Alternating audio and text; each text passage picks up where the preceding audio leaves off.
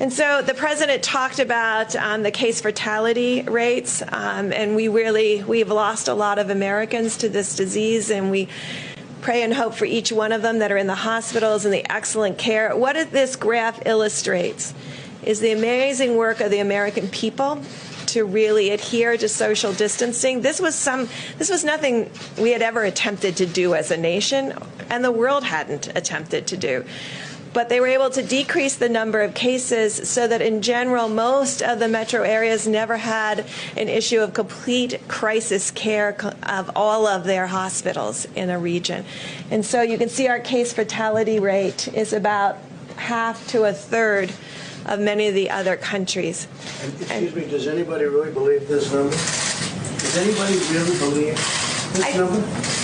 I put China on there so you could see how basically unrealistic this could be.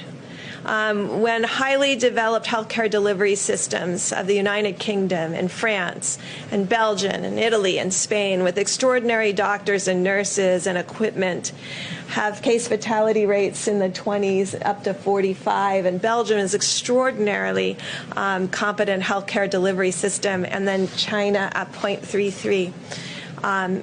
You realize that these numbers, even then this includes the doubled number out of Wuhan.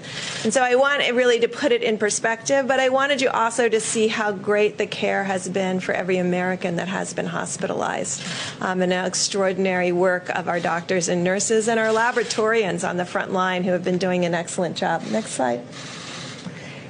And then we also wanted to show... Also the number for Iran. Does anybody really believe that when you see what's going on over there? Does anybody, you put that slide back if you would. Does anybody believe this number? Does anybody believe this number?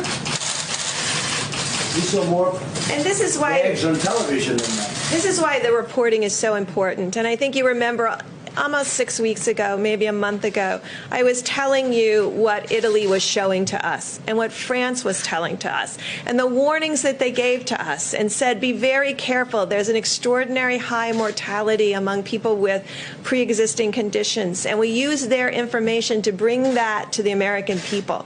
That alert before we even had significant cases, came from our European colleagues on the front line. And that's why we keep coming back to how important in a pandemic and a new disease, it's really critical to have that level of transparency because it changes how we work as a nation.